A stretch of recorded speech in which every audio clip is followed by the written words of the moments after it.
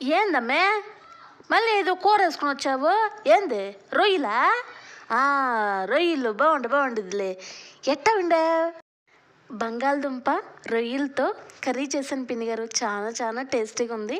ఒక్కసారి అందరూ వినండమ్మా, సరేనా? ఇలాగా మనం ఎండు రొయ్యల్ని శుభ్రంగా ఒక గిన్నెలో వేసుకొని ఇలా నీళ్ళలో నానబెట్టండి 1 నిమిషం వరకు. ఇలా నానిన తర్వాత ఒక్కసారి చేత్తో బాగా ఇలాగ రుద్దుకొని మనకి అడుగు వరకు రొయ్య వెళ్ళకుండా ఇలాగా పైన రొయ్య వచ్చేలాగా మనం పైన ఇలా అనుకుంటూ తీయాలమ్మా ఆఖరి రొయ్య వరకు, సరేనా? ఇలా లాస్ట్లో మనకి డస్ట్ అనేది మిగిలిపోతూ ఉండిద్ది, అదే ఇసుక, సరేనా? ఆ ఇసుకని మనం పడేయాలి, సరేనా? ఇలా ఒక 3 సార్లు ఇలాగే వాష్ చేసుకోవాలి. వాటర్ వేసుకోవడం, ఇలా రొయ్యలు వేసుకోవడం, పైన వచ్చే రొయ్యల వరకు నీట్గా తీసుకోవడం, తర్వాత లాస్ట్లో మిగిలిపోయిన ఇసుకని మనం పడేయడం. ఇక 3వసారి ఇలా రుద్దుకుంటే మనకి ప్రాబ్లం ఉండదమ్మా. ఇక కర్రీ అనేది కళ్ళు మూసుకొని చేయొచ్చు, సరేనా? ఇలా నేను చూపించిన విధం కాకుండా మీకు నచ్చినట్టు చేశారు ఇంకో అమ్మ, ఇసుక ఉండిపోద్ది, కానీ మీరు కష్టపడిందంతా వాళ్ళు తినేటప్పుడు అబ్బా నోటికి ఇసుక తగులుతుంది, కొంచెం చూసుకుని వండొచ్చుగా అనే మాట అంటారు. అలా కన్నా ఇలాగే చేసుకోండమ్మా, అప్పుడు అబ్బా ఎంత కమ్మగా చేసావే అని మిమ్మల్ని మంచిగా అంటారు, సరేనా? ఇప్పుడు నేను ఒక కళాయి పెట్టుకొని స్టవ్ అనేది ఆన్ చేసుకోండమ్మా. ఇక కొద్దిగా ఆయిల్ వేసుకుని రొయ్యల్ని మనం ఇలాగా ఈ కలర్లో లైట్ బ్రౌన్ కలర్ రాగలని ఇమ్మీడియట్గా తీసేయండి అమ్మా. ఖచ్చితంగా 2 నిమిషాల వరకు నూనెలో వేయించాలి, సరేనా? ఇలా రొయ్యలు మొత్తం తీసేసిన తర్వాత ఒక ప్లేట్లో పెట్టుకున్నమ్మా. ఇక మనం ఒక పెద్ద సైజు ఉల్లిపాయ చిన్నగా కట్ చేసుకున్నమ్మా. ఈ విధంగా ఒకటి చాలమ్మా. దీన్ని కూడా 2 నిమిషాలు వేయించుకోవాలమ్మా.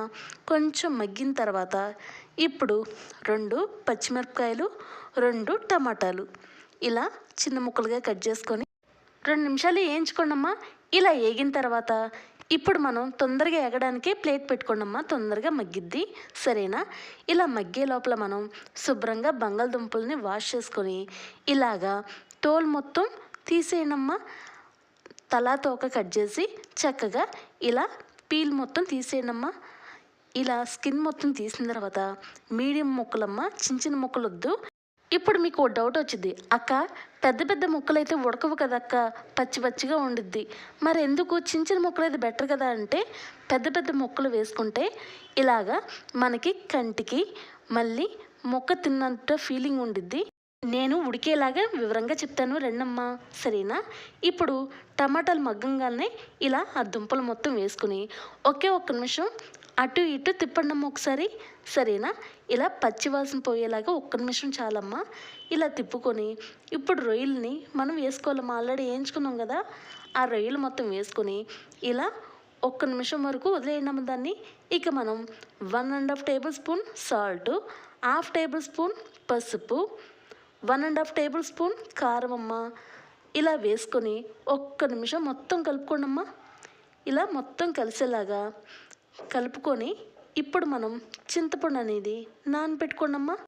చింతపండు అనేది మీరు పులుపు ఎంత తినగలరో అంతవరకు నానబెట్టుకోండమ్మా, సరేనా? నేను ప్రతి వీడియోలో మీకు చింతపండు నేను అన్నీ ఒకే క్వాంటిటీతో వేస్తాను కాబట్టి వివరంగా చూపిస్తున్నానమ్మా, సరేనా? ఏ కూర ఉన్నా నేను కేజీ కూరే వండుతాను, అంతేగాని 1/2 కేజీ కూడా ఎక్కువగా వండనమ్మా. కరెక్ట్గా నేను కేజీ చూసుకుని వండుతాను కాబట్టి దాన్ని బట్టి నేను వండుతాను. ఇప్పుడు మీరు మంట అనేది ఒక మీడియం మంటమ్మా, ఇటు హై వద్దు ఇటు లో వద్దు, మీడియంగానే ఉడికించుకుంటూ ఉండండమ్మా. అప్పుడే మనకి బంగాళదుంప అనేది మెత్తగా అయ్యిద్ది, లేదంటే హై మంట పెట్టేస్తే మీకు నీళ్ళన్నీ తొందరగా అయిపోయి మీకు మాడిపోతూ ఉండిద్దమ్మా. కానీ దుంపలన్నీ ఉడకవ సరిగ్గా కచ్చబెచ్చగానే అవుతాయి. అలా కన్నా మీడియం అయితే పర్ఫెక్ట్గా బంగాళదుంప కూడా మెత్తగా అయ్యిద్ది. చూసారా ఎంత మీ కళ్ళ ముందు చూపిస్తున్నాను కదా ఎంత పర్ఫెక్ట్గా మెల్ట్ అయ్యిందో బంగాళదుంప. ఇక ఇంతేనమ్మా కూర అనేది, ఇక కడుపారా తినచ్చు, సరేనా? మీ ముందే వివరంగా చూపించాను కదా. ఇంకా ఇలాంటి రెసిపీస్ ఇంకా కావాలంటే చాలా చేస్తూ ఉంటానమ్మా. ప్రతిరోజు మీ అక్క మీ ముందుకి ఏదో కూర వేసుకుని వస్తూనే ఉంటాను, సరేనా? మీకేం రెసిపీస్ కావాలంటే నన్ను అడగండి అమ్మా, వివరంగా మీకు అర్థమయ్యేలాగా నీట్గా చెప్తాను. ఇంకా ఇంకా ఇంకా మీ ముందుకు వస్తూ ఉంటాను. బాయ్ అమ్మా. ఒక లైక్, షేర్, సబ్స్క్రైబ్. లైక్ కొట్టకుండా మాత్రం వెళ్ళకండమ్మా, మా అమ్మ కాదు. బాయ్.